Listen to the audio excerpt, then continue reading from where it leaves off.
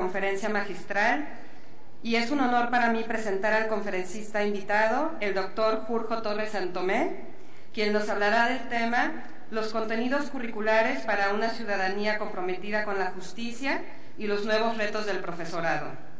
Antes de darle la palabra al doctor Torres Santomé, hago de su conocimiento una breve semblanza de su trayectoria. El doctor Jurjo Torres Santomé nació en Castro de Rey, es catedrático en la Facultad de Ciencias de Educación de la Universidad de Coruña. Sus líneas de investigación son currículum integrado e interdisciplinariedad, análisis de políticas educativas, currículum antidiscriminación, multiculturalismo, pedagogía crítica y formación del profesorado. Ha publicado varios libros, entre los que se encuentran Juego, Juguetes y Educación, Educación en tiempos de neoliberalismo, un currículo optimista frente a la desmemoria o fatalismo, globalización e interdisciplinariedad, el currículum integrado, el currículum oculto, la educación en la sociedad y amigos del país de Santiago, entre otros. Ha publicado más de un centenar de capítulos de libros y artículos en revistas científicas y es miembro de 13 consejos editoriales de revistas dirigidas al área educativa. Una vez que concluya la presentación del doctor Jurjo Torres, se abrirá un espacio para las preguntas que surjan a partir de su presentación. Estas preguntas podrán ser formuladas solicitando el micrófono a nuestros colaboradores que se encuentran a los costados del auditorio. Es un honor para nosotros darle nuevamente la bienvenida al ITESO al doctor Jurjo Torres Santomé.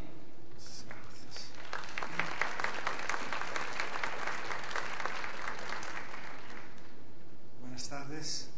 Y yo agradezco la invitación que me hicieron para participar aquí. Perdonen la voz, estoy notando que la tengo un poco afónica, pero hoy llevo un día muy intenso de actividades así un tanto públicas y entonces parece que mi garganta me está pasando más recibo del que yo pretendía.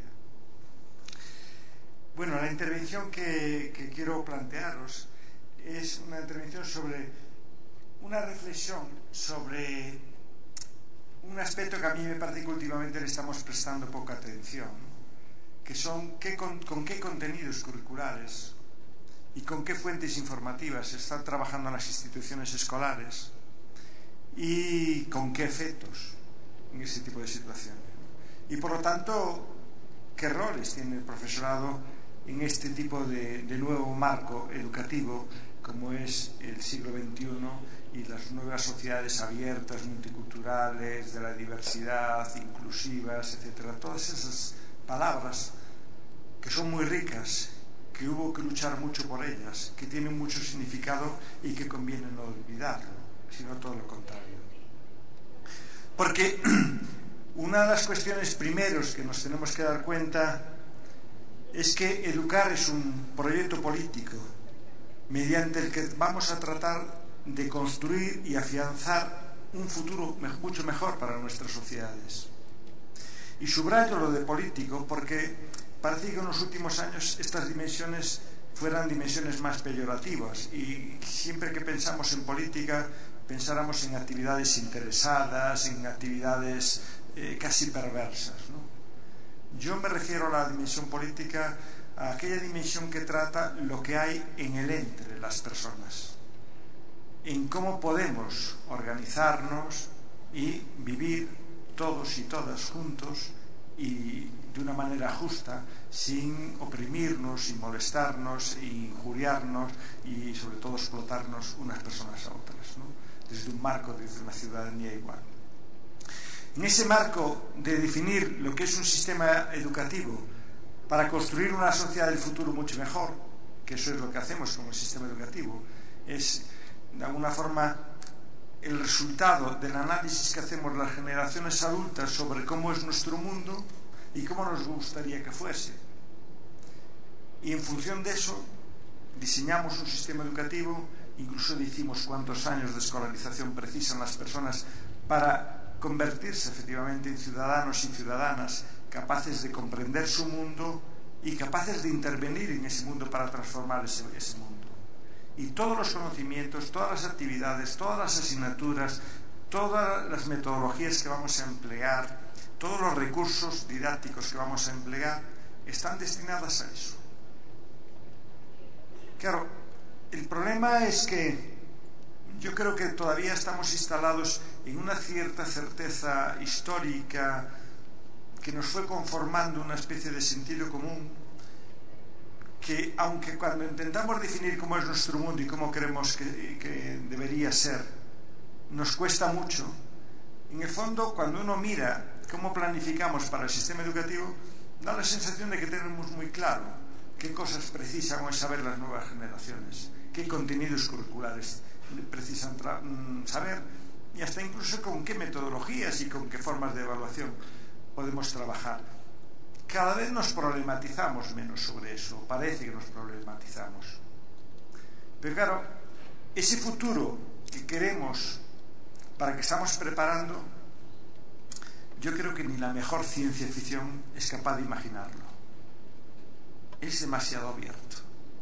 O sea, ustedes pueden imaginarse cómo va a ser la vida de los chicos y chicas que hoy están, por ejemplo, en la educación primaria. ¿Qué precisan saber para moverse en el mundo en el que se van a mover dentro de 15 o 20 años como profesionales, como ciudadanos y como ciudadanas? Claro, es un mundo totalmente imprevisible y por lo tanto tenemos que educar para moverse en ese mundo de las incertidumbres y como que teniendo unas guías que nos marquen claro el camino del que no debemos desviarnos. Y en ese futuro tenemos muchas certezas, muchas incertezas, pero tenemos alguna certeza importante. Mira, queremos que sea democrático y queremos que sea en un futuro donde todas las personas puedan sentirse tratadas con justicia, con dignidad, puedan sentirse respetadas y que se les reconoce en su peculiaridad, en su idiosincrasia y no se les discrimina. Claro, y para hacer eso tenemos que realizar un análisis de cómo es nuestro mundo, porque decimos que es un proyecto donde sobre el diagnóstico que hacemos del presente, decimos qué van a precisar esos chicos y chicas, primero, para entender ya el mundo en el que están viviendo hoy y al mismo tiempo ir tratando de reorientar ese presente hacia un futuro que sea más justo, más digno y más humano. Claro, eso nos debía llevar a análisis importantes. ¿Qué está pasando en nuestro mundo, en el que estamos viviendo? Porque yo no sé bien en México, pero creo que tampoco. Pero en mi país yo les puedo decir que llevamos muchas décadas donde no se hace un debate sobre, por ejemplo, la cosa más elemental y con la que están trabajando y trabajamos todos los profesores y profesoras día a día. Es qué contenidos deben estudiar hoy las nuevas generaciones para entender ese mundo y para alcanzar un desarrollo de su personalidad en todas las dimensiones. Pues eso son como frases vacías, eslóganes, pero como que parece que a nosotros eso no nos compete. Dicen, es que eso ya nos viene legislado. Y decimos, ¿pero por quién? ¿Sobre la base de qué debates? ¿Quiénes participan en ese tipo de debates? Y sobre todo en un mundo tan complejo, porque claro, si queremos decir cómo es el mundo en el que estamos viviendo, vayan a cualquier biblioteca, consulten a cualquier especialista y vendrán la dificultad que tenemos para decir qué está pasando en nuestro mundo. Entonces yo lo que traté de hacer, y lo que trato de hacer ahora en esta charla que tengo con ustedes es, a mi modo de ver, analizar lo que a mí me parece que son como 12 grandes transformaciones que están aconteciendo en nuestra sociedad y que digo que son tan grandes que les llamamos revoluciones porque son demasiado rápidas y de muchísimo impacto sobre nuestras vidas cotidianas. Esas 12 revoluciones son pues revoluciones en las tecnologías de la información, de las comunicaciones científicas, en la estructura de las poblaciones, en las relaciones sociales, económicas, ecologistas, políticas, revoluciones en el mundo de la estética, de los valores, en el mercado laboral y en el mundo laboral, hasta en el tiempo de ocio, y por supuesto en el sistema educativo. De esas quizás sabemos más, porque cada poco los cambian todo. Entonces vamos sabiéndolo más. Iré haciendo un rapidísimo análisis de cada una de ellas y sobre todo lo que más me interesa, ¿qué demandas le hace cada una de esas revoluciones al sistema educativo? ¿Quiénes le hacen esa demanda?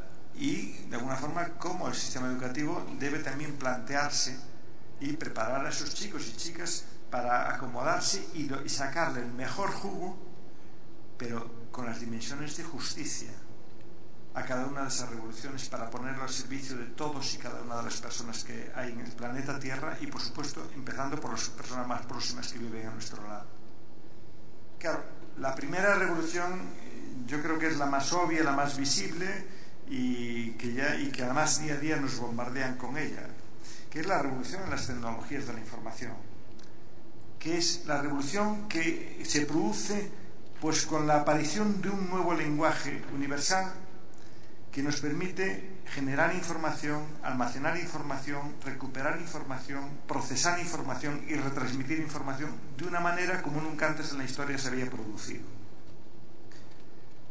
Una revolución que generó cantidad de campos de conocimientos nuevos, que hace muy pocas décadas no sabíamos ni que existían, que están ahí. Y que permitieron, pues, construir un conocimiento que era inimaginable. Piensen ustedes la cantidad de campos de conocimiento que surgieron a partir de estos aparatitos que hoy utilizamos continuamente en nuestra vida cotidiana. La cantidad de especialidades y la cantidad de conocimiento. Y claro, decimos que es un mundo de unas tecnologías que nos van a permitir gestionar esa información y producir esa información, construir conocimiento a gran velocidad. Claro, eso ya nos va a plantear problemas importantes. Va a surgir lo que se llama la web 2.0. Por primera vez tenemos una tecnología que nos democratiza, nos convierte a todas las personas en emisores y en receptores de información. Fíjense, todo lo contrario a la inmensa mayoría de nuestras aulas escolares, donde solo se emite información de un lado y donde solo se recibe información desde otro lado. No tiene nada más que mirar la estructura física de las aulas. Un aula que tiene esta misma estructura, ahí no hay emisores y receptores. Hay un emisor y muchísimos receptores. En un aula más circular, en un espacio más circular, donde estamos todos a la misma altura y nos vemos la cara, todos nos sentimos con más facilidad para hablar y todos sentimos que tenemos cosas que decir, que es lo que estamos viendo en esas redes. Y esas redes nos permiten construir un nuevo tipo de conocimiento que antes no existía. Y a través de esas redes lo que estamos viendo es que aprendemos a comunicarnos de formas como antes nunca imaginábamos, ¿no?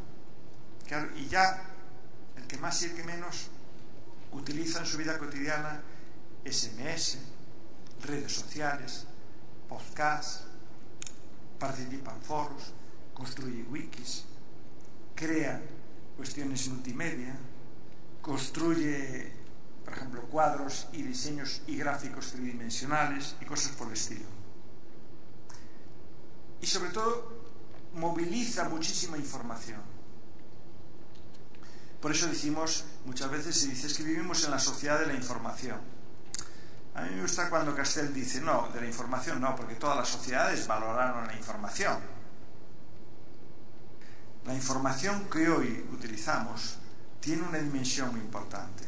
Es una dimensión que suele estar atravesada por una dimensión economicista. Y por eso decimos que vivimos en sociedades informacionales, donde quien posee determinada información, si esa información es muy demandada, se puede hacer inmensamente rico. Si es una información que nadie precisa, pues mira, aunque sepas mucho de eso, pues no te sirve para nada. Y donde el acceso a una determinada información hace que hasta un país se pueda hundir económicamente, las empresas no les puedo decir, incluso las personas, por carecer o no acceder a determinada información. Y claro, vivimos una sociedad tan de información que hasta decimos que estamos inundados de información, tenemos exceso de información. Si el siglo XX fue construyendo códigos y cartas de derechos humanos que nos ayudaban a luchar contra los prejuicios y contra toda clase de discriminaciones, En este momento, este siglo precisa de la elaboración urgente de un tipo de nueva Carta de Derechos Humanos, que sería la Carta de los Derechos a la Información y al Conocimiento. Por decirlo más sencillamente, por una Carta de los Derechos a que nadie nos manipule interesadamente la información. Fíjese lo revolucionario que eso significa. Y lo difícil que lo tenemos en nuestra vida cotidiana, donde cada vez que queremos enterarnos de algo decimos, bueno, esto lo dice este medio de comunicación que tiene estos intereses políticos, ideológicos, del grado que sea. Este otro dice esto otro. Y este dice, pero si este está mintiendo descaradamente. Es igual, pero tiene muchísimo poder y nos intenta vender esas mentiras a todos los lados. Claro, eso significa que educar a una ciudadanía para un mundo que es, donde esto es una realidad ya, significa que esa educación tiene que tener una peculiaridad que no tenía antes, donde no existía eso, donde incluso antes, mira, hasta con tener un solo libro, como era un libro de texto, pues mira, ya tenías algo, ya tenías una fuente informativa. Pero es que ahora el problema que tienes es que tú te están inundando de información. Tienes cantidad de canales gratuitos dándote información las 24 horas. El problema es que no todo el mundo tiene posibilidad de acceder a información auténticamente valiosa y relevante. Y hay muchísima información distorsionada, mentira, interesada, para manipularnos. Una educación que quiera capacitar a esa nueva ciudadanía, primero ya tiene que utilizar las diferentes TICs. Y cuando digo utilizarla, sacarle el jugo. Porque una de las grandes manipulaciones que hubo de los sistemas educativos fue cuando todas las grandes multinacionales que producen el hardware, los aparatos, nos intentaron convencer a nuestros gobiernos de que si queríamos tener un sistema educativo bueno, cada estudiante tenía que tener un ordenador. Digo, está bien, pero ¿para qué? ¿Qué va a hacer con él? ¿Qué software hay? ¿Qué tipo de actividades va a hacer ese profesorado con ese aparato? Porque ahora esta tecnología la podemos tener todos, pero unas personas les saca más jugo que a otros. Para algunos es un sitio casi para ver vídeos, para otros es una copia casi de la máquina de escribir. Otras personas no, les saca muchísimo jugo y no pueden vivir sin ella. Claro, eso nos dice una educación que tiene que atender a esas dimensiones. Claro, una persona alfabeta, antes era una persona que decíamos sabe leer y escribir. Hoy decimos no, hoy esa persona no está plenamente alfabetizada. Porque la alfabetización significa aprender a comunicarse a través de esas redes. Y si yo me comunico a través de lápiz y papel, me sirve la lectura y la escritura. Pero si me comunico a través de estos aparatos, pues tendré que aprender a moverme en ese mundo, construir wikis, construir podcasts, construir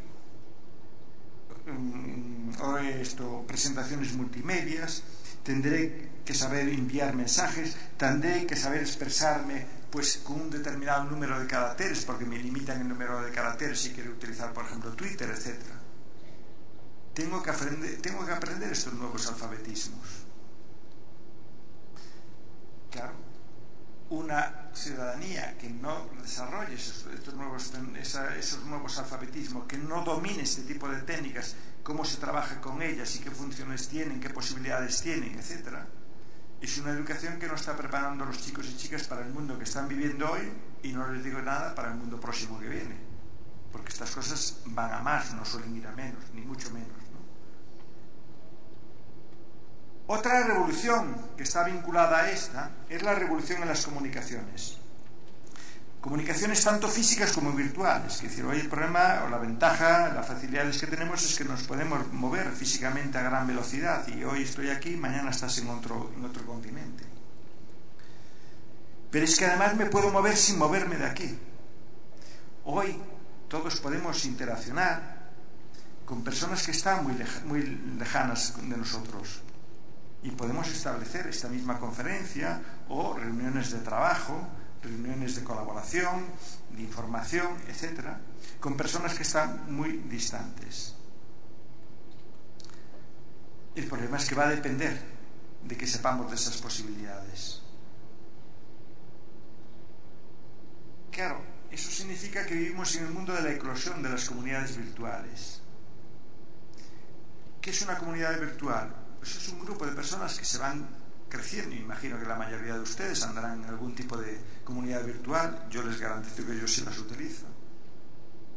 Y son muy positivas. Yo aprendo muchas cosas, me pasan mucha información y me imagino que algunas personas que interaccionan en esa red conmigo pues también se beneficiarán de algunas cosas que yo les puedo ir proporcionando.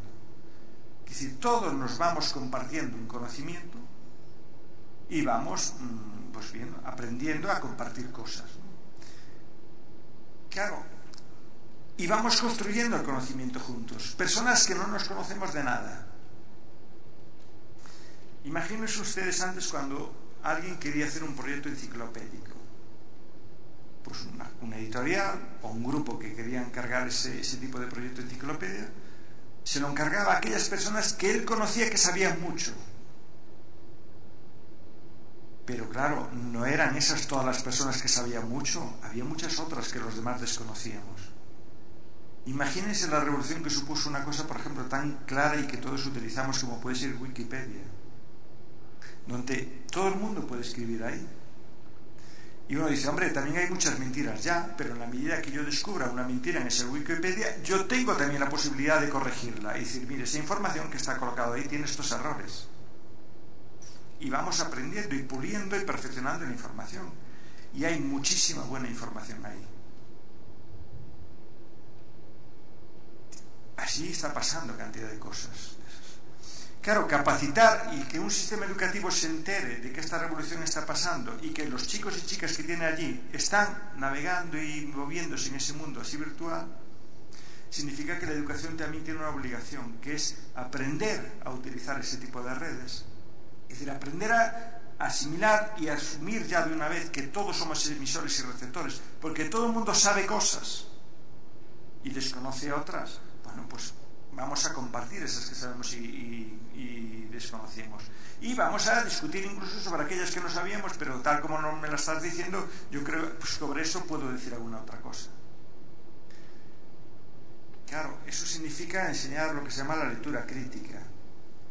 En una sociedad de la información, que hay tantos medios de comunicación, donde la información es tan relevante, yo creo que el gran error de la educación sería ignorar que existe toda esa información y que está almacenada. Y por lo tanto, intentar obsesionar a nuestros estudiantes en que almacenen en su memoria la mayor cantidad de información. Hombre, eso estaba muy bien en aquellas generaciones que no tenían forma de almacenar la información. Y nos transmitíamos el conocimiento boca a boca. Y por lo tanto había que memorizarlo. Pero hoy, yo no sé ustedes, yo soy profesor y de aquellas cosas incluso que tengo más trilladas, normalmente en mis clases tengo notas, ¿no? Para recordarme a mí mismo ciertas cosas. Y no creo que por eso mi alumnado dice, mira que poco sabe que tiene unas notas delante. No, nos parece que es lógico. Lo que tú estás valorando y lo que ellos me imagino que me valorarán a mí, igual que yo les valoro a ellos, no es en qué medida me dicen algo de memoria, sino en qué medida me argumentan, me razonan y me explican tal cosa, e incluso saben localizar qué información es la relevante. Claro, una sociedad de la información, donde hay tanto exceso de información, es auténticamente anacrónico pensar que la educación puede funcionar con un libro, con un estudiante tiene para cada asignatura un libro de texto. Digo, mira, eso era el conocimiento dogmático, bíblico. La verdad estaba revelada. Y un instrumento tan perverso y de tan poco valor que ni el propio profesorado, la inmensa mayoría de las veces, sabe quiénes son los autores de ese libro de texto. Porque de los libros de texto sabemos dos cosas: la editorial y el nombre de la asignatura y el curso a que van destinados. La autoría, dice, si ustedes no sé, de inspiración divina, lo digo yo, o una cosa por el estilo. Claro, pero es que la información humana es falible, está producida por seres humanos, con intereses, con prejuicios, con sesgos, con carencias y con lagunas. Y por lo tanto, una información que no es objetiva. Claro, sobre esto va hay mucho negocio.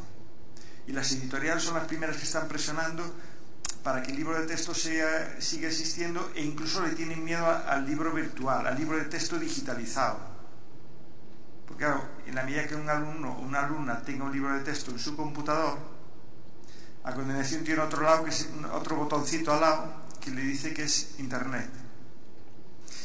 Y de repente mira por dónde puede poner algunas de esas cosas que aparecen en su libro en Internet, y se encontrará que hay información mucho más relevante, mucho más interesante, y que su libro de texto incluso hasta miente y tiene información distorsionada.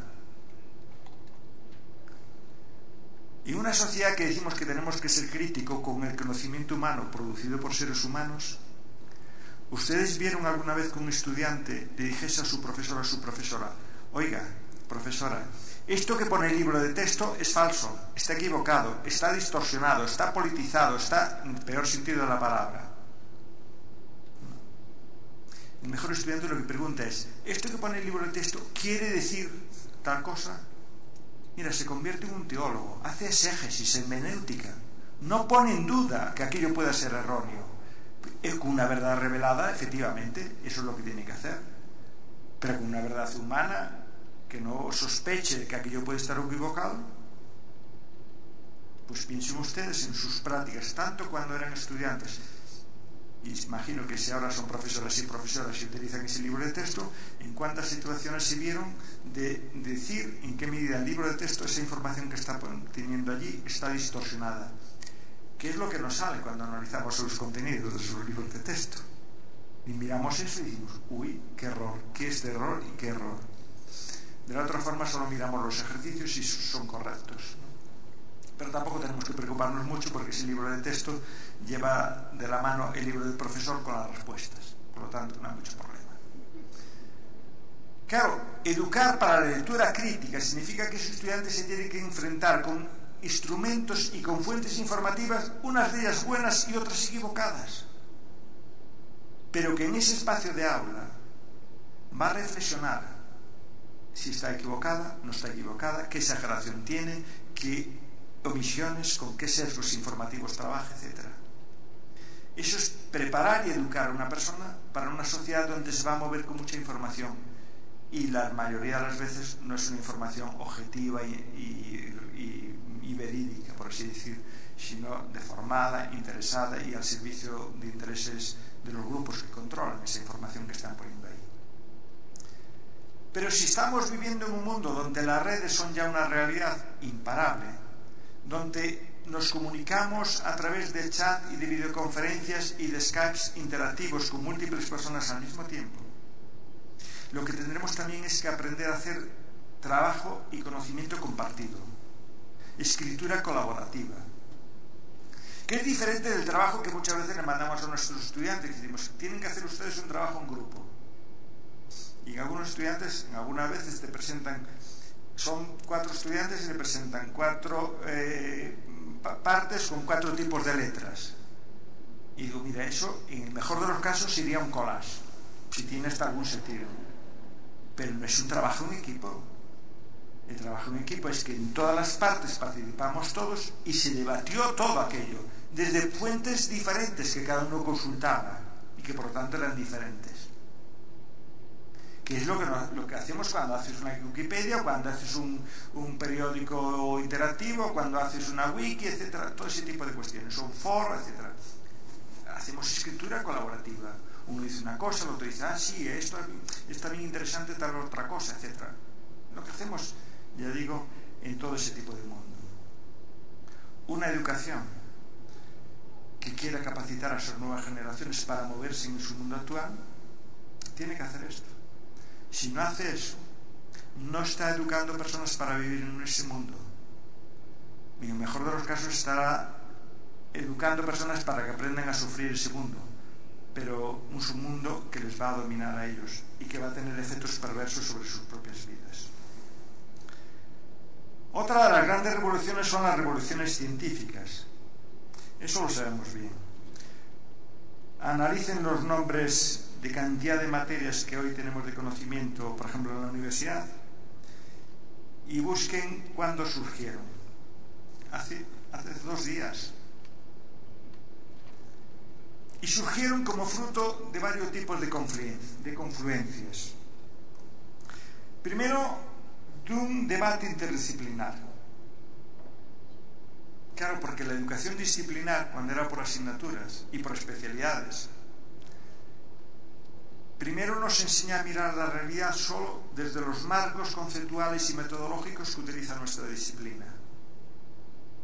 Y por tanto solo vemos parcelas de la realidad. Y segundo, nos convertimos en guerreros de esa disciplina. Y como guerreros de esa disciplina, nuestro objetivo es eliminar a todos los campos de conocimiento que estén a nuestro lado. Porque solo nosotros tenemos la razón y nuestro campo es el auténticamente importante. Todos los demás son menos importantes. Piensen en qué momento de sus vidas vieron en una institución, por ejemplo, una escolar, que hay múltiples departamentos, que el departamento, por ejemplo, de matemáticas dijera: yo creo que el departamento de artes necesita más recursos y más profesoras y profesoras y más espacios porque tiene muchas necesidades. No dirán: mira, no, es que nosotros en matemáticas esto es tan importante que necesitamos más horas porque además PISA lo va a evaluar y ves, y necesitamos que queden bien, necesitamos más horas, más profesoras, más recursos, más todo. Y entonces nosotros, no, hombre, eso no es tan importante. ¿Ustedes vieron algún profesor o una profesora que entrase en clase y dice: no, bueno, mi asignatura es importante, pero también es muy importante todo el resto del curso que tienen aquí? No. Mire, esta es la asignatura importante. Guerreros de esa disciplina. Pero guerreros convencidos, pero porque desconocemos de lo anterior. Porque los mismos profesores que decimos que nuestros estudiantes saben muy poco de nuestra materia, yo les diría: ¿cuántos de ustedes están dispuestos a examinarse de todas las asignaturas que se están examinando nuestros estudiantes? Que decir, de las asignaturas de las que nosotros no somos especialistas. Yo no estoy dispuesto. Porque seguro que suspenden. Entonces, ¿para qué voy a pasar ese mal trago? ¿Qué está pasando? Pero lo que es más importante, esa investigación interdisciplinar, esa praxis más interdisciplinar, es lo que nos llevó a ver también el efecto perverso de cada una de esas disciplinas, los efectos colaterales de cuando un campo disciplinar trabaja solo. Hace muchos años Ivan Illich sacó un libro que se llamaba Némesis Médica, y su tesis era: como usted entre en contacto con el sistema médico, ya no lo abandonan el resto de su vida. Dice, porque si usted entra padeciendo una gastritis, la gastritis le va a estropear el riñón. Y por lo tanto el siguiente paso es ir a visitar a un médico que le cura, a una doctora que le cure el riñón. Y cuando le cure el riñón, los efectos perversos de esa materia, de esa intervención, le van a jorobar el corazón. Claro, era así. Porque uno miraba que aquello se curaba, el estómago. Lo que miraban eran los otros efectos. Cuando nos empezamos a dar cuenta de esos, tú vas al médico y tienes una dolencia y sales con 5 medicamentos para contrarrestar cada una de las cosas. Digo, pero ¿alguien no podrá construir una cosita sola que tenga en cuenta todos esos efectos perversos? Y no tomar tantas bombas para que esta mate los efectos que genera este y los efectos que genera la segunda para intentar contrarrestar los efectos de la primera. Claro, la investigación interdisciplinar fue eso.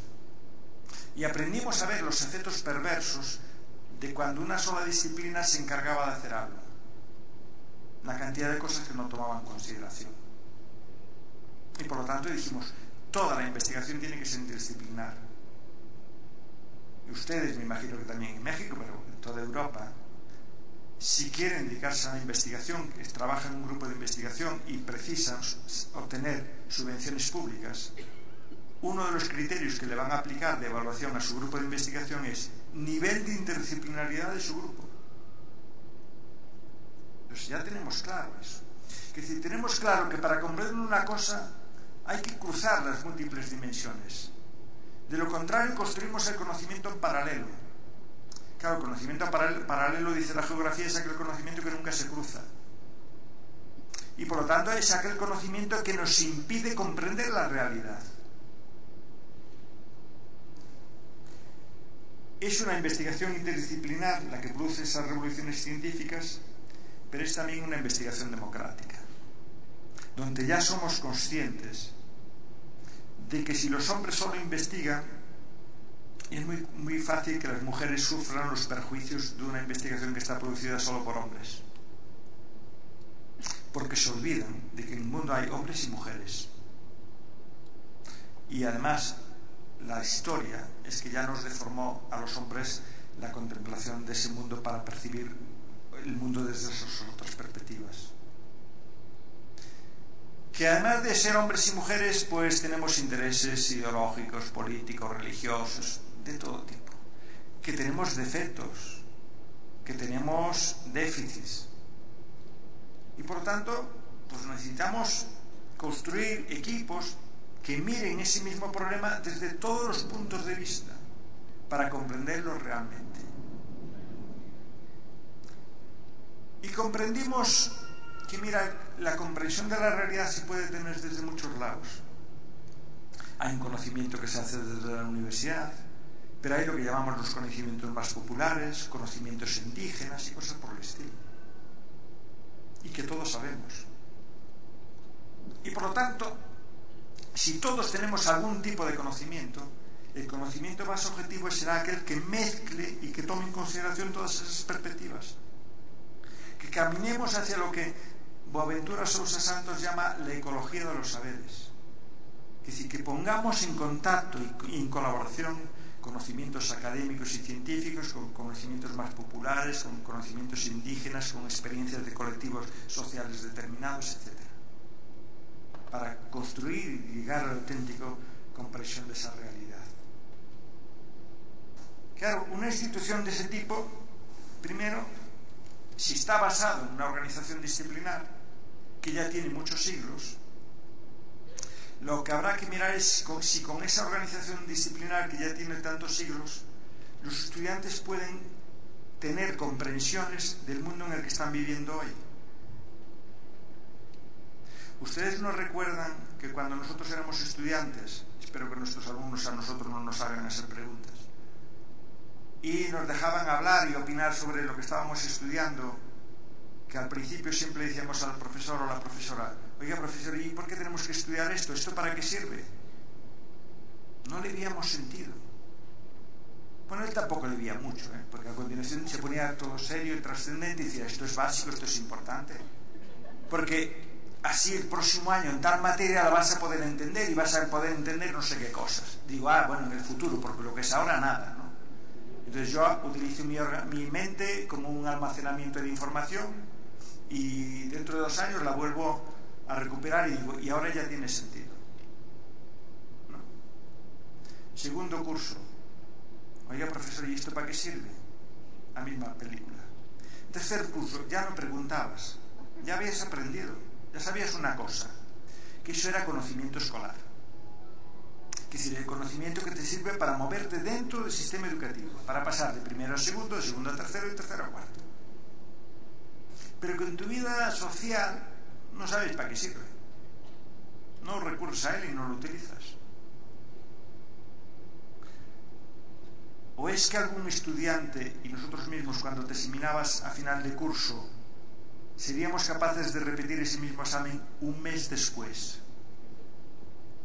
Decimos, no, yo estudié para el examen, luego tengo que liberar mi mente para que entre otro conocimiento para el próximo examen.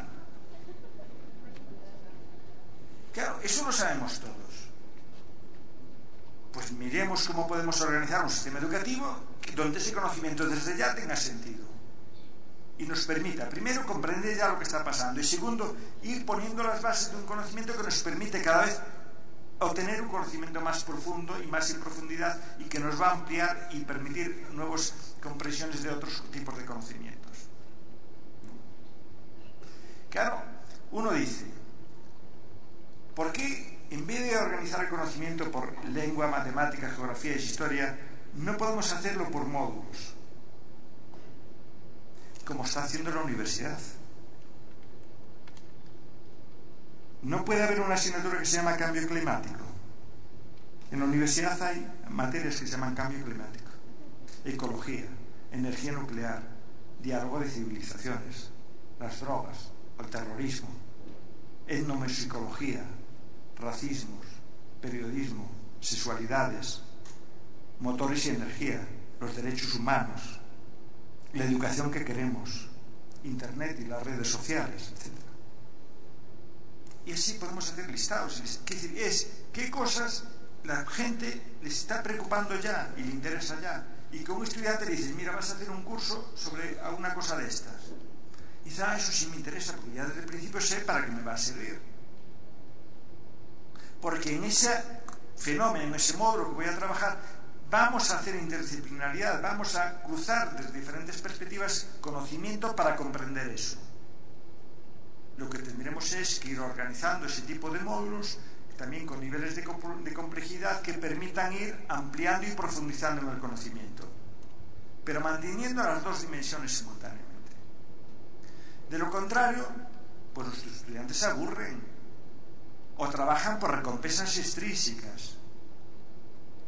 ¿Cuántos estudiantes salen de las aulas y comentan con sus estudiantes lo mucho que han aprendido y lo interesante que fue la clase de hoy? No, al revés, la clase de hoy fue un paréntesis en su vida.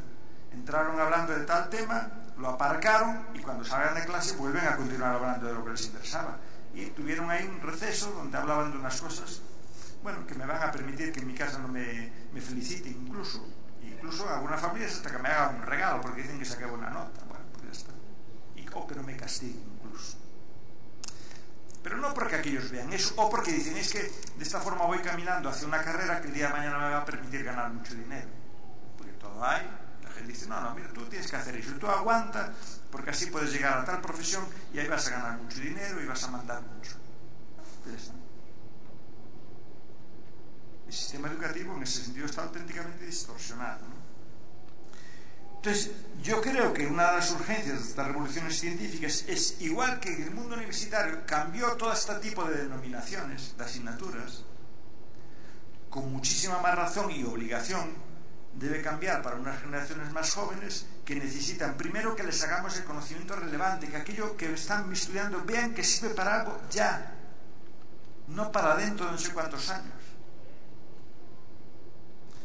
Me imagino que como personas que pasaban por universidades les oirían con demasiada frecuencia como cuando las personas acabábamos incluso nuestras carreras decíamos, es que yo no sé nada.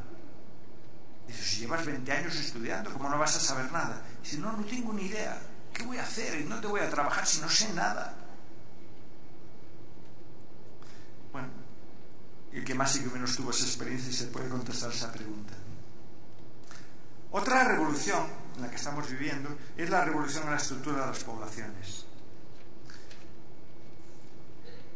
Por primera vez en la historia, la inmensa mayoría de la población vive en ciudades, no vive en núcleos urbanos. En Europa, en este momento, más del 80% de la población ya vive en ciudades, no vive en núcleos rurales. ¿Cómo son esas ciudades? ¿Y por qué se vinieron a vivir ahí? Hombre, las ciudades, entre otras cosas, son un fruto de las grandes revoluciones industriales, que necesitaban tanta mano de obra, que hasta fueron tan generosos que dijeron, las mujeres también tienen derecho a trabajar. ¿Ya? Dice, no, y además nos vamos a educar, a preocupar de la educación de sus hijos. Bueno, no dicen de la educación, de guardarles a sus hijos, ¿no? Inventamos la guardería para guardarles. Y si incluso hay pobres estos que están pidiendo limosna, una ley de vagos y maleantes que vengan aquí a trabajar, prohibido pedir limosna. Fíjense si tenían necesidad de mano de obra y toda esa gente se venía a las ciudades. ¿Qué ciudades fuimos construyendo? ¿Y cómo fuimos explicando lo que es el mundo rural? Mire, uno de los grandes agentes de la despoblación del mundo rural fue también el sistema educativo. el sistema educativo tuvo un trabajo impresionante en la desruralización. ¿O es que alguno de ustedes aprendió en las aulas cómo es la vida en el mundo rural? ¿Cómo se puede vivir ahí dignamente? ¿Cómo se debería vivir? ¿Qué pasa ahí?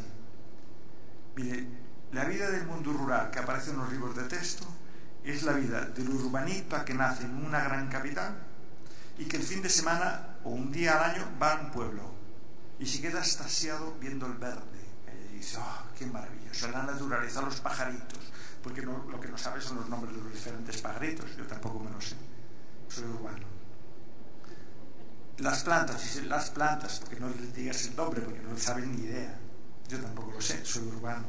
Pero la institución escolar no me enseñó nada de eso, porque a mí me preparaban ya para vivir en una ciudad.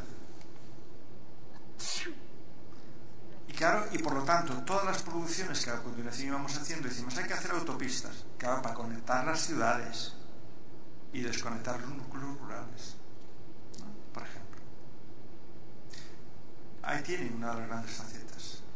¿Qué persona estudiaba algo en el sistema educativo que le decía, pues esto me va a servir y me sirve para seguir viviendo en este pueblo en el que estoy viviendo y contribuir a que la vida aquí sea mucho mejor? No. Ir a la ciudad.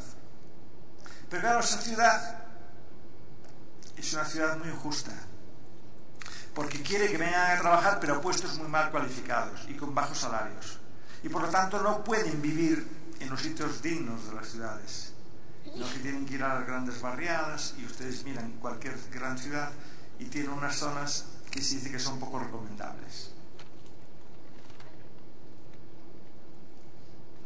¿Quién vive ahí? Bauman tiene una definición de ciudad que me encanta, porque me parece que es muy acertada. Dice, la ciudad es un lugar repleto de desconocidos que sospechan unos de otros. ¿Es así? Vamos y miramos si la persona que está bien ahí de frente se parece a nosotros, viste como nosotros, tiene una pinta parecida a nosotros y nos podemos fiar de él. O si es mejor que demos la vuelta y un rodeo y evitemos encontrarnos con aquellos que vienen ahí de frente porque tienen una pinta.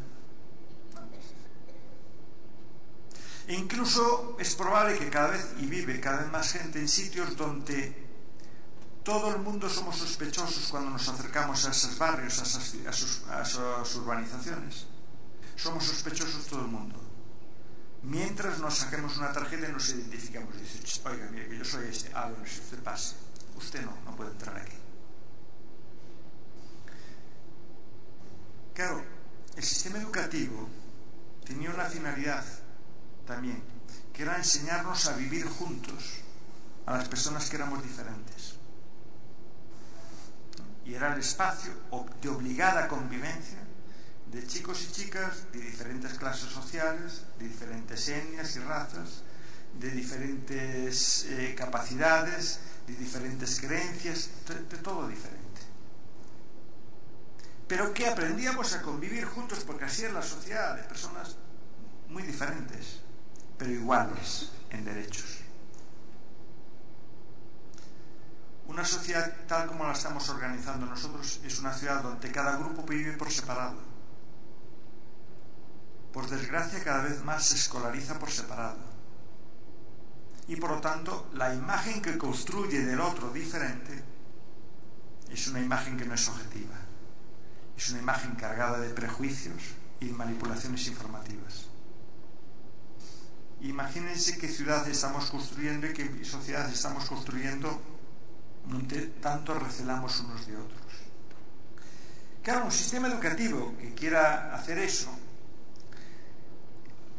tendrá que esforzarse mucho en recordar y tomar conciencia, pero clara y real y práctica, de que el sistema educativo está para educar a ciudadanos y ciudadanas, es decir, personas que nos sentimos corresponsables unas de otras. Porque la tendencia hacia donde nos quieren llevar es que el sistema educativo eduque, mejor dicho, forme, entrene a trabajadores y trabajadoras, y por lo tanto a consumidores y consumidoras. No, eso no es la educación integral y esa no es la función de los sistemas educativos. Es formar ciudadanos y ciudadanas que también trabajan, pero trabajan para una sociedad compuesta de ciudadanos y ciudadanas, no de trabajadores explotados y oprimidos. Y es una educación que estuvimos luchando, llevamos siglos luchando, para que la educación sea inclusiva. Porque eso fue toda la historia del siglo XX y siglo XIX, empezando, pero sobre todo el siglo XX y lo que llevamos del XXI. Todos los diferentes colectivos sociales empezaron a mirar al sistema educativo y dijeron, oiga, que los hombres y mujeres somos iguales, pero tenemos que estar juntos en la misma institución para aprender a convivir y ver que somos iguales. Un sistema educativo segregador que educa a los chicos por separados y las chicas por separadas no está educando ciudadanos y ciudadanas. ¿Cuándo se van a juntar? Y cuando se junten, ¿cómo se van a ver? ¿No? ¿Qué conocimiento y qué experiencia de trabajo compartido? ¿Dónde la adquirieron? Me temo que eso es muy peligroso. Y es una tendencia que está volviendo, fundamentalmente de ciertas órdenes religiosas muy fundamentalistas, Legionarios de Cristo y Opus Dei. Los demás por ahora tienen la cosa bastante clara. Pero ahora, como les da vergüenza los argumentos más verídicos que tienen, que son como el único pecado que conciben es la sexualidad, dices que si juntan hombres, chicos y mujeres juntas, eso es una orgía continua. Eso les da vergüenza decirlo. Claro, aparte de que es falso. Dicen, es que los chicos se distraen con las chicas. Algunos y algunas. Hay chicas que se distraen con chicas y chicos que se distraen con chicos. Pero ellos creen que eso es una patología. Entonces, bueno, no hay. Pero cuidado, ahora no se atreven a hablar así, porque saben que eso levanta polémicas muy fuertes en la sociedad. Entonces ahora recurren a la psicología. Dicen, no, es que los chicos y chicas normalmente tenemos ritmos de desarrollo diferentes. Y queremos que nos pongan los ejemplos diferentes. Digo, oiga, pero el sistema educativo no era tan inclusor que hasta a partir de la década de los 70 que descubrimos que las personas discapacitadas, antes de ser discapacitadas, primero eran seres humanos y por lo tanto eran sujetos también de la Convención de Derechos Humanos y por lo tanto no se les podía discriminar. Y por lo tanto dijimos no a las escuelas de educación especial, sino a la educación inclusiva. Entonces la institución escolar no nos dijimos, si hombres y mujeres somos diferentes en algunas cosas, bueno, pues efectivamente convivamos juntos y aprendamos a gestionar esas diferencias, a convivir con ellas y a sacarle partido a esas diferencias, e incluso a ver si son tales diferencias. Igual que hacemos con las personas discapacitadas, que gracias a eso hoy llegamos a cotas de desarrollo y de educación con esos colectivos que eran inimaginables hace 30 años. Ustedes busquen en qué libro de texto universitario y en qué investigación universitaria hace 30 años se podía decir que un chico o una chica que tuviese síndrome de Down podía tener una licenciatura universitaria. Yo, en mi especialidad de educación especial que hice, se nos decía que con muchísimas dificultades lo máximo que podían aspirar era saber leer y escribir, pero con muchísimas dificultades y muy, muy pobremente. Hoy lo aprenden todos y todas. Claro, si a mí me dicen que ya no pueden llegar hasta ahí, yo no me voy a esforzar para más. Es decir, ustedes piensen, por ejemplo, en lo que supuso la revolución médica cuando hace varios siglos, 5 o 6 siglos, Francis Bacon criticaba a la medicina y decían que los médicos eran el freno a la ciencia. ¿Y por qué? Porque se les ocurría clasificar las enfermedades incurables e incurables. Digo, si es incurable, pues ya no investigamos y tratamos de solucionarlo.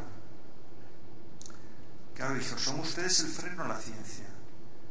Tendrán que decir, son enfermedades curables y enfermedades que todavía no sabemos cómo curarlas, pero que tenemos que saber cómo curarlas. Mire, eso mismo es lo que estamos haciendo en el sistema educativo. Tenemos un síndrome de Down, una parálisis cerebral, cualquier patología de esas que decíamos antes que solo le competían a la psiquiatría o a la psicología. Decimos, no, también nos competen a educación y a toda la sociedad. Tenemos que aprender a diseñar una sociedad donde estas personas puedan vivir dignamente como seres humanos,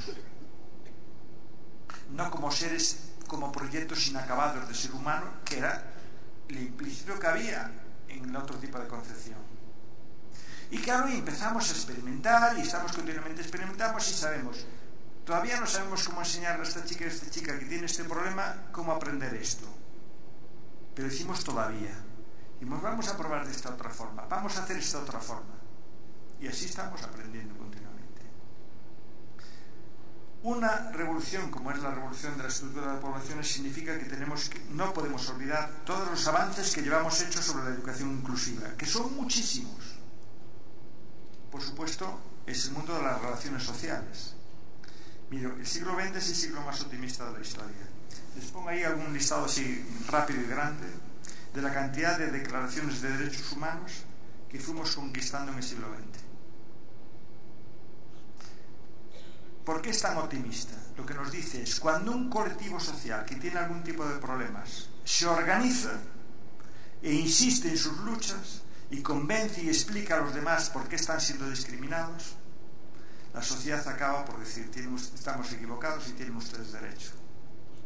Y cada una de esas cartas de derechos tiene apartaditos referidos al sistema educativo.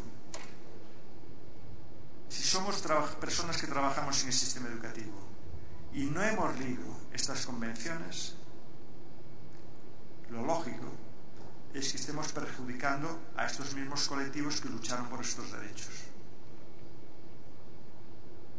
Y es una lucha que continúa. Piensen que las últimas dos grandes declaraciones que se aprobaron de derechos fueron la de las personas discapacitadas en el año 2007 y la de los pueblos indígenas en el año 2007.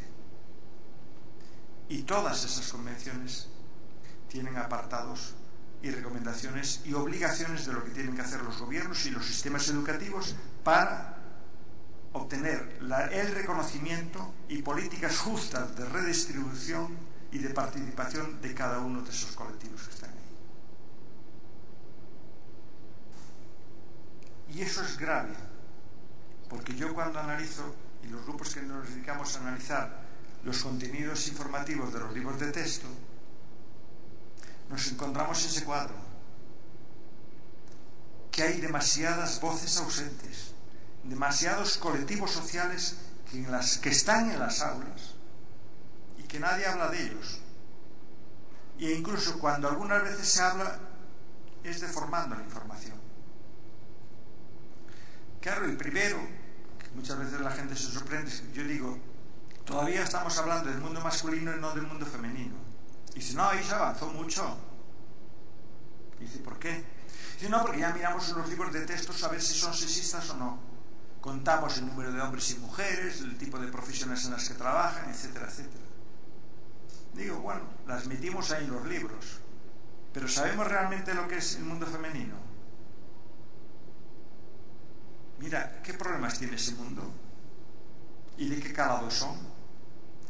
¿En qué lecciones se estudia y en qué asignaturas se estudia lo que es el trabajo doméstico y quién lo realiza?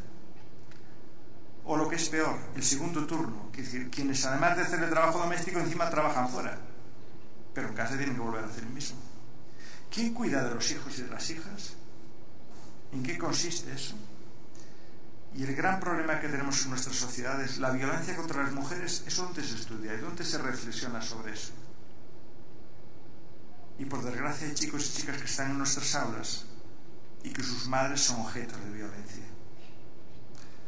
La precarización laboral, porque hay salarios para hombres y por mujeres haciendo lo mismo. El techo de cristal, porque a las mujeres les cuesta tanto llegar a determinadas estructuras en los sitios donde trabajan. O un enorme problema, el mundo de la prostitución.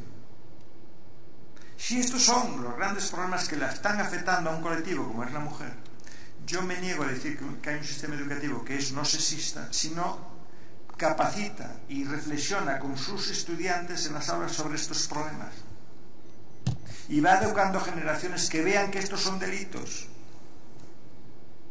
y que nos competen a todos, implicarnos en ellos para que todo esto desaparezca. Ustedes reflexionen y pueden autoevaluarse. ¿Qué aprendieron en el sistema educativo sobre la infancia, sobre la juventud, sobre la tercera edad? No sobre la figura del abuelo y de la abuela, que eso es lo que aparece en los libros de texto. Cuando los libros de texto son para niños muy pequeños, aparece un señor mayor que es el abuelo o la abuela. Pero la tercera edad es esa cosa que marca el Ministerio de Trabajo y te dice: a partir del próximo año usted ya pasa a ser jubilada. Y por lo tanto, pues bueno, dedíquese a disfrutar. Bueno, y no genere muchos gastos, que tenemos que ahorrar. Eso está ahí, es una realidad que está ahí. Pero ¿cuándo se reflexiona sobre eso? Sobre las personas minusválidas, físicas, psíquicas, sobre las personas enfermas, sobre las diferentes personas que no son heterosexuales, sobre las clases trabajadoras, sobre la pobreza. ¿Qué es la pobreza? ¿Cómo se genera? Y por lo tanto, ¿cómo se hace frente a ella? El mundo rural, el mundo marinero, naciones sin Estado, etnias minoritarias sin poder, los países orientales y de los países del tercer mundo, las otras religiones que no sean la católica, incluso las posturas agnósticas y las posturas ateas. Es que se trata de comprender todo ese mundo, porque este mundo es así. Y cómo podemos tratar para generar un sistema que nos permita convivir y no guerrear unos con otros por ese tipo de diferencias. Pero es que ni el mercado laboral. Claro, el sistema educativo es un sistema educativo que a lo largo del siglo XX cada uno de esos colectivos se organizó también. Dijo al sistema educativo: oiga, tenemos que hacer una educación que sea no sexista, que luche contra el racismo. Y solemos decir esas cosas. A mí me gusta ser más realista. Yo creo que tenemos que hacer una educación que sea antirracista, antisexista, anticlasista. Y pongo el prefijo antis, porque eso significa que tenemos que educar así a las nuevas generaciones y tenemos que reeducarlos nosotros. Porque la postura racista más clara es decir: no, yo no soy racista, los racistas son nosotros. Yo no soy sexista, no, yo no soy sexista, esos son nosotros. Claro, porque efectivamente la educación que sufrimos fue tan eficaz que nos convenció que no éramos ni sexistas, ni racistas, ni clasistas, ni nada de eso.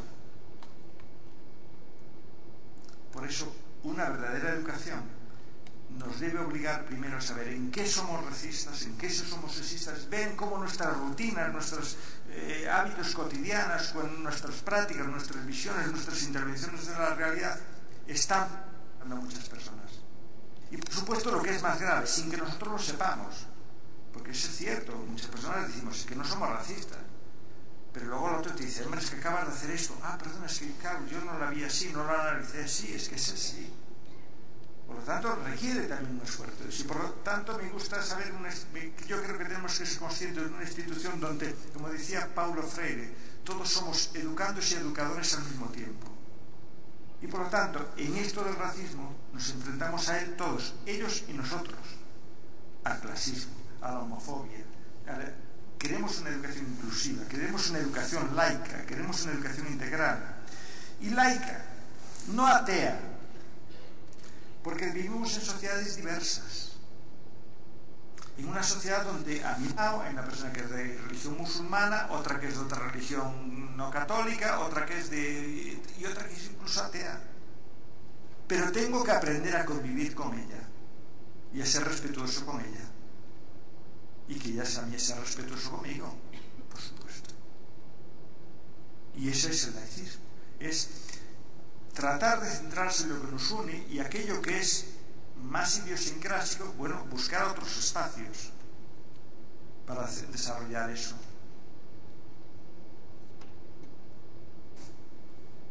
Es una educación, es una sociedad que estamos viviendo las grandes revoluciones económicas.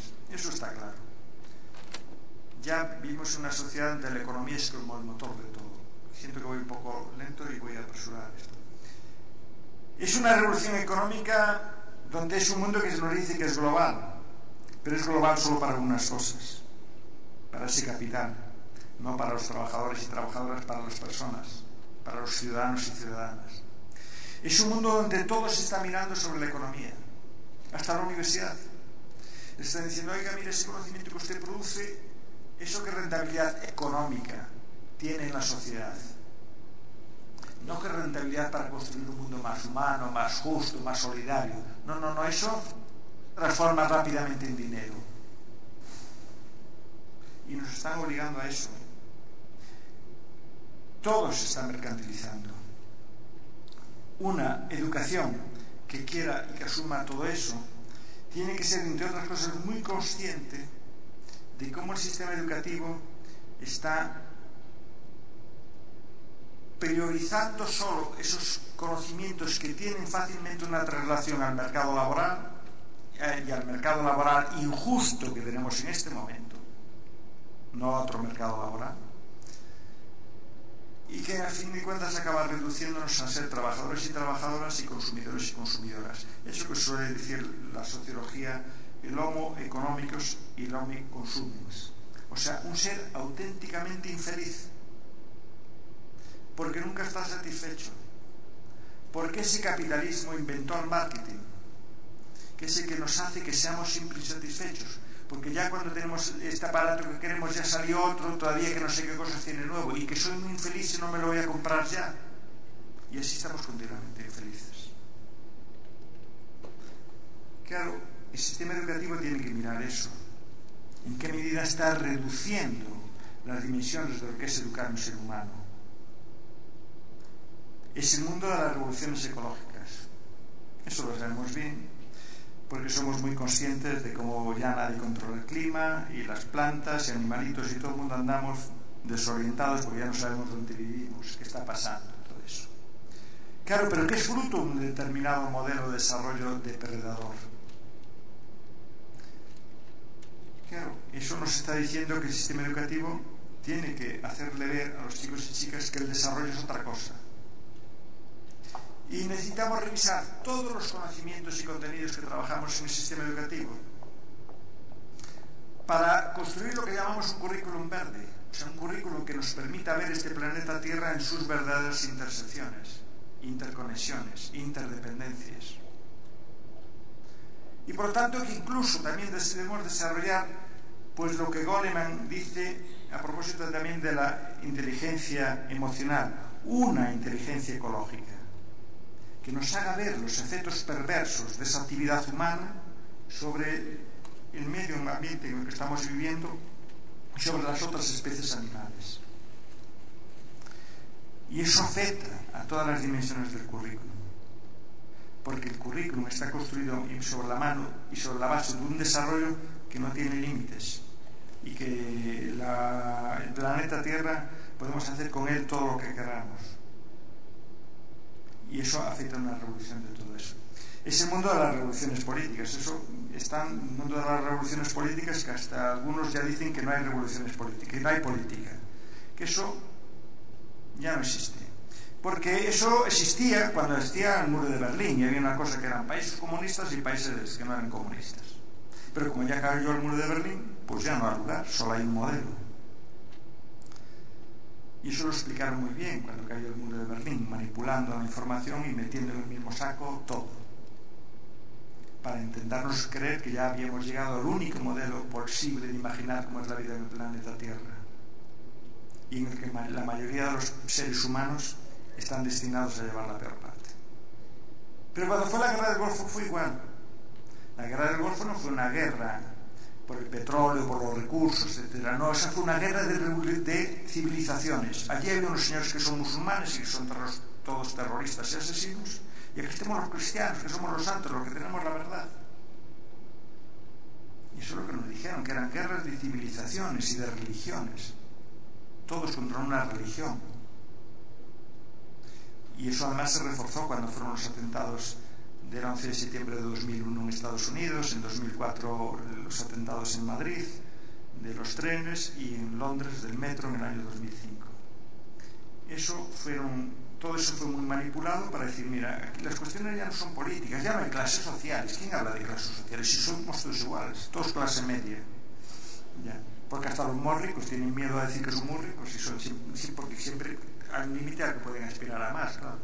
y por lo tanto el concepto de clase media lo amplía mucho. Y los pobres, pues, hasta les convencen de que son de clase media. Es así. Y entonces no dicen que yo soy de clase media, pero eso sí, no puedo acceder a esto, ni a esto, ni a esto. Cosas por el estilo. Pero claro, nos convencieron, ¿no? La frase famosa que hizo, el acróstico famoso que hizo Margaret Thatcher: ya no hay alternativas. Menos mal que los movimientos sociales más fuertes que están en este momento reaccionando frente al pensamiento Tina generaron el otro acróstico, el pensamiento Tata. Hay miles de alternativas. ¿O es que no hay cantidad de ONGs, movimientos sociales alternativos diciendo que otro mundo es posible y dando soluciones para ese otro mundo? Por supuesto que sí. Y por lo tanto la educación tiene una función importante. Tiene que ver en qué medida recuperar el sentido de la política, no tenerle miedo a eso, pero ver en qué medida el modelo de sociedad que estamos viviendo, los contenidos que estamos trabajando, el análisis de la realidad que estamos viendo, es una realidad en la que estamos mirando claramente si todas las personas gozan de reconocimiento, si todas las personas son objeto de políticas de redistribución. La riqueza se reparte entre todos de manera igualitaria. Y todas las personas tienen capacidad de participación, de decir, de hablar, de opinar. Eso es educar ciudadanos y ciudadanas frente a una educación de trabajadores y trabajadoras o de esclavos, simplemente. Y eso nos obliga a ver en qué medida esa educación es democrática y liberadora. La palabra tan maravillosa que nos entregó Paulo Freire. Significa revisar los contenidos, los recursos didácticos, las metodologías, los roles del profesorado y el alumnado, los modelos de evaluación, para ver si todo eso que sucede allí en el aula efectivamente es así. Si ese aula es un sitio de un espacio democrático, si nosotros no nos relacionamos con el alumnado de una manera respetuosa, tratándolos con personas que tenemos que escucharles y ayudarles, no con personas que rápidamente los etiquetamos, los definimos y a partir de ahí entramos en el mundo de los prejuicios, de los preconceptos y de las falsas expectativas, que por desgracia muchas acaban convirtiéndose en realidad. Es el mundo de las revoluciones estéticas. Claro, todos los marcos de poder, todas las situaciones de poder siempre generaron una estética, donde nos hacían ver que eran tan importantes que hasta creaban obras de arte. El problema es, ¿pero quién define lo que es arte? Los grupos sociales con poder. Y cuando los grupos sociales que no tienen poder protestan mucho y hacen cosas que son realmente importantes, dicen, bueno, sí, pero nosotros producimos cultura con mayúscula y ellos crean cultura con minúscula popular. ¿Qué es la cultura popular? Todas las producciones culturales, artefactos, creaciones, todo el conocimiento que generan los grupos sociales que no tienen poder y que cuando tienen poder pasa a ser arte. Yo soy un fanático así de la música de jazz, pero la música de jazz estaba criticada como una música salvaje y horrorosa, a pesar de que desde el siglo XIX los grandes compositores ya miraban hacia ese mundo, ¿no? Y no les digo a principios del siglo XX como los grandes compositores occidentales introducían y creaban música basadas en esas estructuras armónicas. Piense por ejemplo Shostakovich o cosas por el estilo. Pero claro, reconocer que la música de jazz era importante era decir que quienes eran sus creadores, que eran las poblaciones negras, hacían cosas importantes. Pero los negros aún estábamos dudando de si eran seres humanos o estaban todavía en un periodo de llegar a serlo. Por tanto, eso. Los adolescentes. ¿Ustedes conocen algo que haya hecho algún adolescente a lo largo de la historia que merezca la pena? Pues entre otras cosas estos aparatitos. Porque los señores Steve Jobs y Bill Gates cuando hicieron las cosas importantes eran jovencitos, adolescentes. No. Porque eso significa que si hacen algo importante es que son importantes, que crean cultura. Decimos, no, esos crean anticultura, subcultura, underground y todas esas palabras que son todo. Y digo, no. Y claro, cuando pasa el tiempo y vemos que es importante, decimos, es que los grafitis esos que hacían, mira, hay cosas muy interesantes y ahora ya consideramos que los grafitis es una obra de arte y lo estudiamos en estética. Entonces hay grafitis y por supuesto también hay manchas en las paredes, pero hay grafiti como arte. revisen en sus libros de texto cuánto acabó la historia del arte. En los que yo conozco, acabó a principios del siglo XX. Ya no hay más arte. Y arte, que eran las producciones culturales, por ejemplo, música, eran las creaciones que hacían 4 países de Europa durante 4 siglos o 5. El resto no producía música, ¿eh? Porque la música era lo que entendíamos por música clásica, ¿no? Tchaikovsky, Beethoven, Mozart, todas esas cosas. Díganme músicos chinos de China o de África o de América, de todo el continente americano. Bueno, hay algunos norteamericanos que los reconocieron algo por aquello de que también era una potencia económica y por lo tanto lo incluía. Se acabó. Claro, una educación que intenta hacer eso primero tiene que reivindicar y hacer ver lo que es el arte. Pero la educación artística desapareció del sistema educativo. Bueno, es para ocupar un tiempo muerto, para que se distraigan una horita, para que se relajen después de estudiar matemáticas y ciencias, que son las buenas, y entonces hagan eso.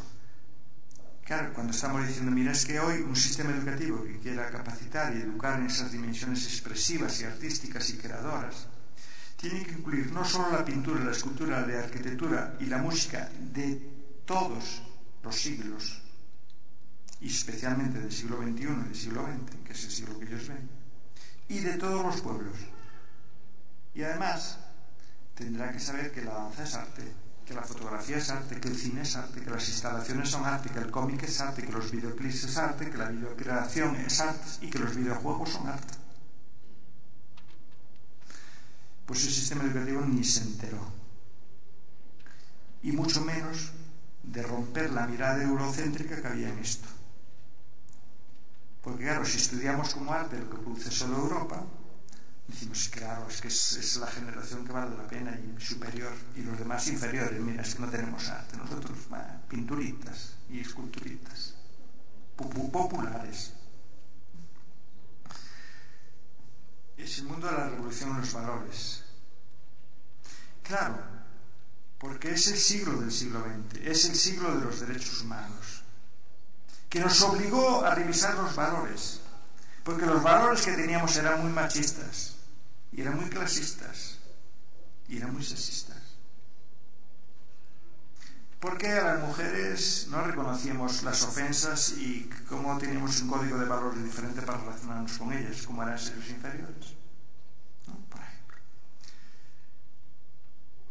Y no nos dimos cuenta que los modelos políticos, económicos, ecológicos y laborales que estábamos desarrollados estaban favoreciendo determinado tipo de valores y promoviendo a valores determinadas cosas que permitían esa explotación. Es que no había reflexión sobre ese mundo. Y al revés, vimos como todos esos grandes desarrollos científicos, todas esas grandes revoluciones en los derechos humanos, nos enfrentaron a cantidad de dilemas de valor. Claro, decimos, se desarrolló el genoma y sabemos lo que es el genoma. Y ahora vienen los debates éticos. Esa información, ¿quién hace de ella? ¿Se la vamos a proporcionar a las agencias de trabajo que nos contratan, como pretenden? El trabajo con células madre, ¿quién se va a beneficiar de ellos? ¿Solo el que pueda pagarlo? O sea, los pobres van a ser los cobayas de los ricos, por ejemplo, para determinado tipo de trasplantes que se pueden realizar. Claro, estamos viendo que hay todo un debate de valores que lo tenemos que incluir en nuestro sistema educativo cuando explicamos esas cosas y que debemos explicar. Que tenemos que el conocimiento que tenemos que producir, que estamos produciendo, tiene que ser al servicio de todo el mundo y especialmente de los más necesitados. Y que la investigación que tiene más urgencia son la de los más necesitados, los problemas más básicos de la gente más necesitada. No los problemas que tiene un grupito reducido de gente que tiene muchos recursos. Como les decía el primer día el padre Tojeda, ¿por qué se investiga solo y si podemos curar ciertas enfermedades del primer mundo y no las de abajo, del tercer mundo, o de los países que tienen más problemas y son más pobres? Claro, eso nos dice que el sistema educativo tiene que prestarle mucha más atención a la educación ética, que la educación ética atraviesa todas las disciplinas, a una educación multicultural, y una educación que precisa de la empatía. Es decir, nosotros tenemos que aprender a ponernos en el punto de vista de esa otra persona, a sentir con él esos problemas, para ver lo duros que son y, por lo tanto, las necesidades de ponernos de su lado a trabajar para solucionar ese tipo de problemas. Y eso nos lleva a que tenemos que cambiar la estructura de trabajo dentro de las aulas, en comunidades de descubrimiento, de trabajo más colaborativo, de aprender a trabajar juntos. Y sobre todo darnos cuenta de que todo lo que enseñamos y cómo enseñamos está atravesado de dilemas éticos. Todo. Las metodologías también. Y que determinadas cosas, como no se practican, no se desarrollan. Y que si queremos aprender que las personas resuelvan conflictos, aprendan a negociar, aprendan a criticar ideas, aprendan a escuchar atentamente, no selectivamente lo que dice el otro, sino atentamente, todo, a pedir ayuda. Necesitamos actividades en la institución escolar cotidianas, en nuestro trabajo, que nos obliguen, que pongan en funcionamiento esto. Esto no se puede aprender en una lección, sino en la práctica cotidiana y todos los días. Es el mundo de las revoluciones en las relaciones laborales y en el tiempo de ocio. Pero son unas revoluciones en las relaciones laborales marcadas y dirigidas por unos determinados modelos economicistas, que son los modelos de la precarización, que utilizan palabras maravillosas, porque dicen, no, queremos un mundo laboral más flexible, más autónomo, más autoorganizado, más empoderado, más responsable, más horizontal, más en colaboración. Pero no vayamos al diccionario, porque no encontraremos la definición de esas palabras. Porque flexibilidad, lo que están entendiendo ellos, despidos. Autonomía es más que te puedan encargar más horas de trabajo. Responsabilidad, hombre, que te puedan recortar el salario porque dicen que ganan poco. Colaboración, que no protestes. Así, etcétera, etcétera. Y como demonizan a todas las estructuras que nacieron para construir un mundo más justo y defender esos derechos de los trabajadores y trabajadoras, como son los sindicatos. En Europa son la diana de mayor ataque, porque son los que defienden los derechos de esas personas, donde las personas se juntan para defender sus derechos. Y hay sindicatos de todo tipo, por lo tanto, significa que hay que negociar entre los diferentes sindicatos para construir sistemas laborales mucho más justos. ¿Eso qué obliga? Bueno, porque el sistema educativo tiene que explicar ese mundo del mundo del trabajo. ¿Me pueden decir en qué sitio se estudia cómo es la vida de los trabajadores que trabajan en el mundo del mar, de la agricultura, de las minas, en el sector servicio, en las grandes y pequeñas empresas? ¿Dónde se estudian la enorme variedad de explotación laboral que están sometidos hoy muchísimos trabajadores y trabajadoras? Es decir, los horarios de las jornadas laborales injustas, condiciones de trabajo y medidas de seguridad insalubres, la explotación de personas inmigrantes, los contratos temporales y precarios, los salarios injustos, las limitaciones en los derechos de huelga, el paro, el trabajo y la explotación infantil, la legislación laboral injusta, etc. Oiga, cada una de estas personas cuando sale del sistema educativo le dicen que va dirigida al mercado laboral. ¿Dónde le explicaron qué es eso? ¿Y dónde le explicaron que es posible otro mercado laboral más justo? El mundo del trabajo no tiene por qué ser el mundo de la explotación. Debe ser el mundo de la dignificación humana, donde nos dignificamos porque trabajamos, porque estamos haciendo algo digno para todos y de la cual todos nos beneficiamos equitativamente. Claro, eso nos lleva también a que tenemos que educar para un mundo donde el conocimiento va muy rápido y tenemos que aprender a trabajar en ese mundo de lo que es la educación permanente, la educación a lo largo de la vida. Y eso nos obliga a la institución escolar a trabajar con unos determinados contenidos y sobre todo con unas determinadas estrategias didácticas que nos vayan ayudando a aprender a aprender.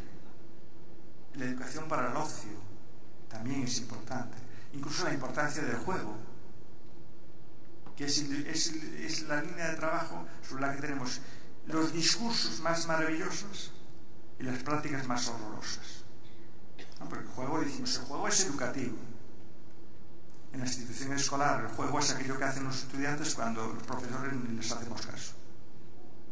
Y por tanto que ni evaluamos, ni programamos. y por supuesto es el mundo de las revoluciones en el sistema educativo. Un sistema educativo que queremos o quieren unos dirigir en una dirección y otros en otra. Porque la educación en este momento le preocupa a todo el mundo, partidos políticos, sindicatos, organizaciones empresariales, ONGs, familias, a todo el mundo.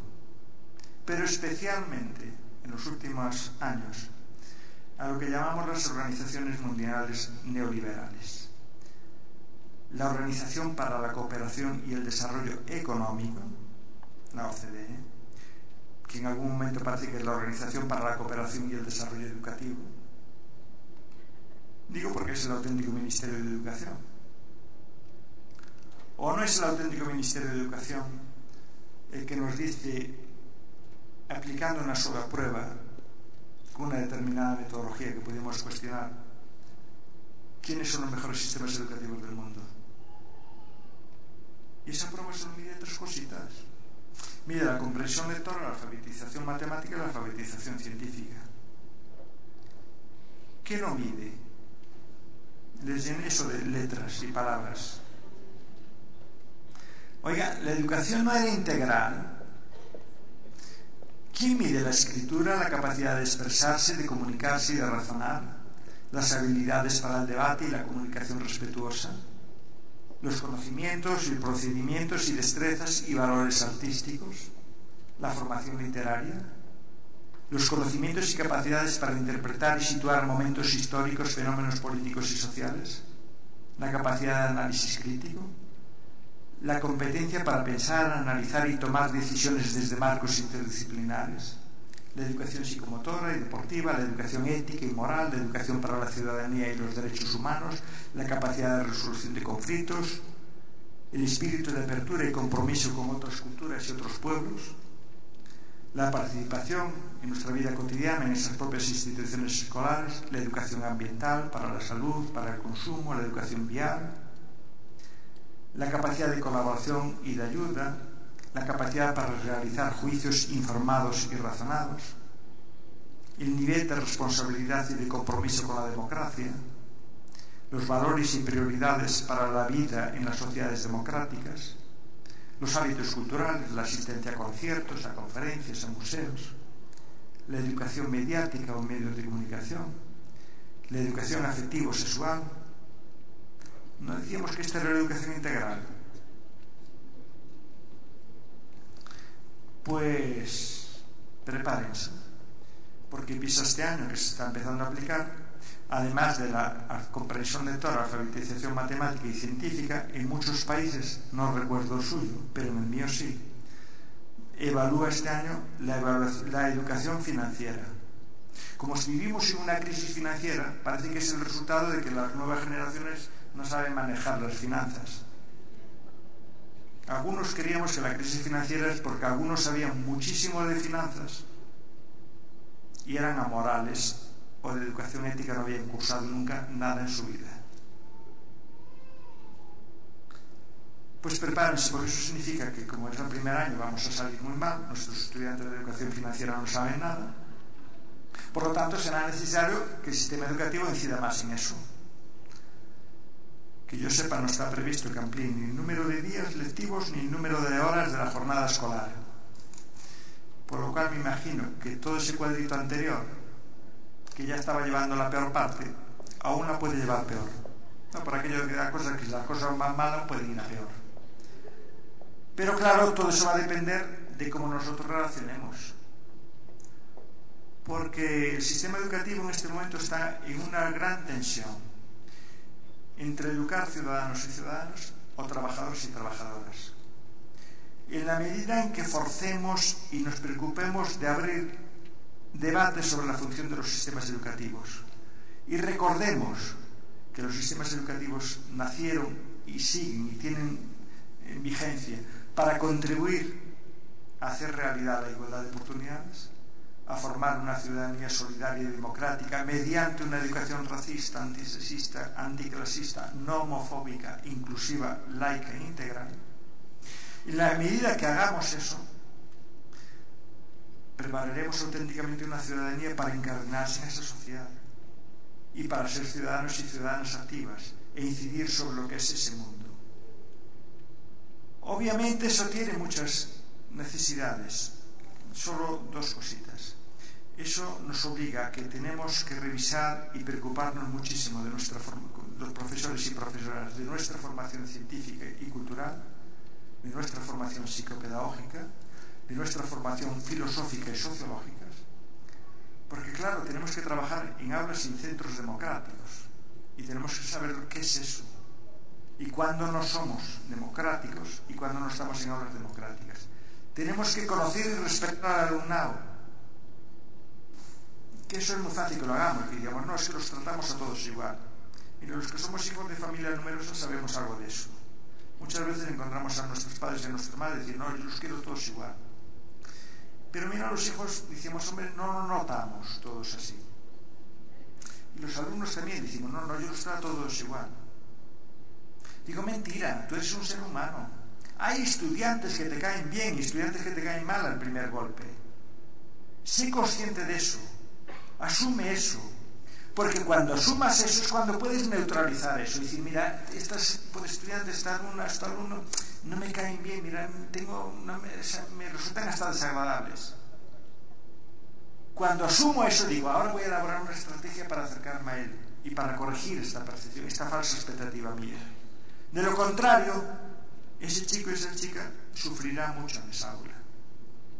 Tenemos que saber relacionarnos con las familias. Mire, yo les insisto mucho eso, porque en mi país hubo, sobre todo, yo creo que ahora ya fuimos aprendiendo, un momento en que todo el profesorado criticaba a las familias y decían que no les apoyaban al propio profesor y profesora, y se olvidaban de una cosa, porque ellos decían, no, es que en mis tiempos nuestras familias apoyaban siempre a los profesores y profesoras. Sí, pero es que en mi tiempo muchísimos adultos y adultos nunca habían pisado una escuela. Idealizaban al maestro, creían que era Dios en la tierra.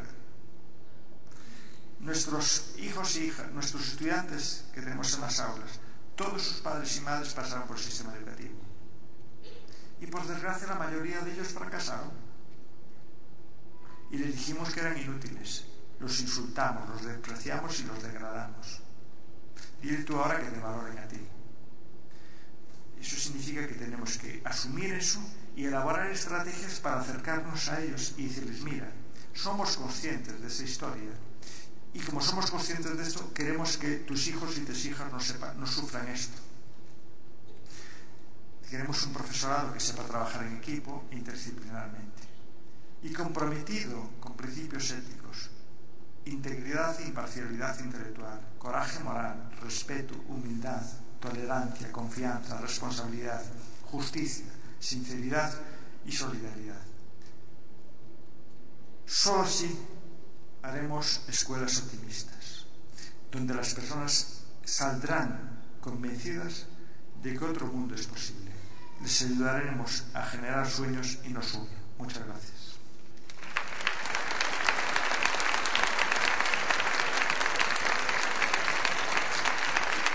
Perdonen porque creo que me alargué algo, pero... Agradecemos al doctor Jorge Torres Santomé su valioso análisis y sus propuestas. El Departamento de Educación y Valores y el Departamento de Salud, Psicología